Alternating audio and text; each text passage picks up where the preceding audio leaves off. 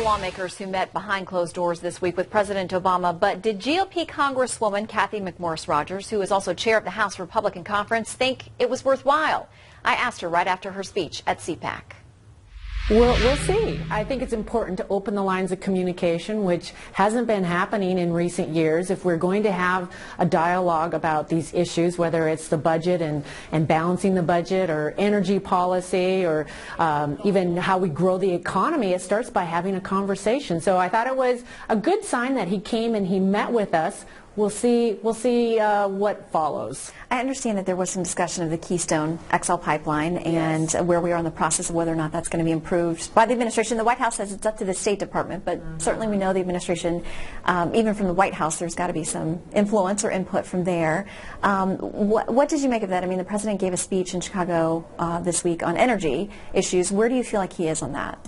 Well, he didn't hint either way. He basically said that he was going to be making a decision shortly, and he just went through the different considerations. But we need this pipeline.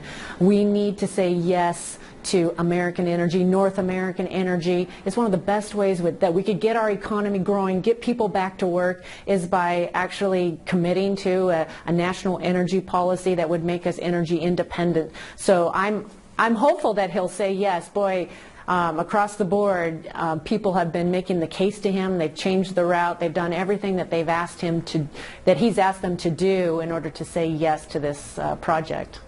I don't know if you've had a chance to look at a lot of what he said this week in Chicago, but he talked about creating this $2 billion sort of trust fund to use royalties that the government gets from drilling, leases, and those kinds of things to use the money towards alternate energy sources. What role do you think that that plays in lessening our dependence on foreign oil? Well, it is.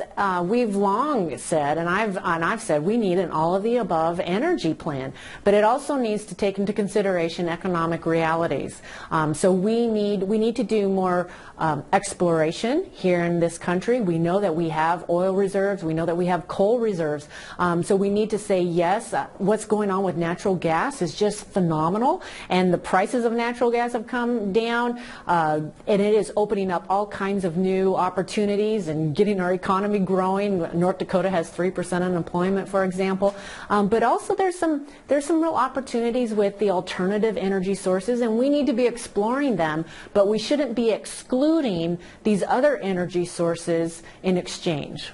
You are one of the only women in leadership in the House GOP. You talked about that in your CPAC speech about how the GOP didn't do well with women the last time around.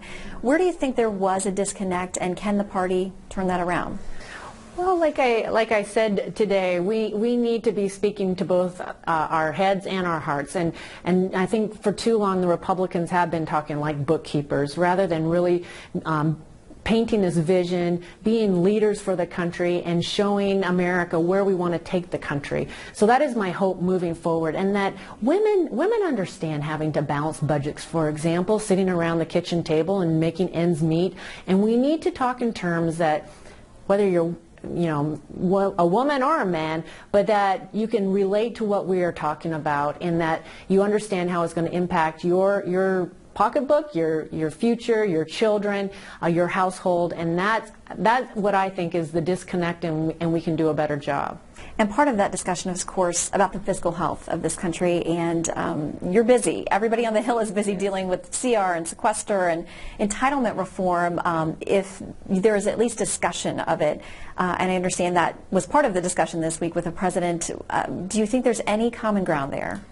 Well, there's common ground when it comes to recognizing that we need to grow the economy, and that is what needs to be at the top of the list, because we continue to have high unemployment. There's still 12 million Americans that are out of work. So we need to focus on policies that are going to get our economy growing. What we tried to impress upon the President when he visited with the Republicans was that we'd like to find some common ground on the budget. That recognizing that the deficits, the debt that we've taken on right now is a damper on our economy. Mr. President, is there a date certain that we could agree to balance the budget? He wasn't willing to say that. He wasn't willing to say that we even needed to have a goal of balancing the budget. So that was very disappointing. We're going to continue to make the case as to getting our fiscal house in order, balancing budgets, which will also get our economy growing. And our thanks to the Congresswoman for stopping to talk with us after her speech last night.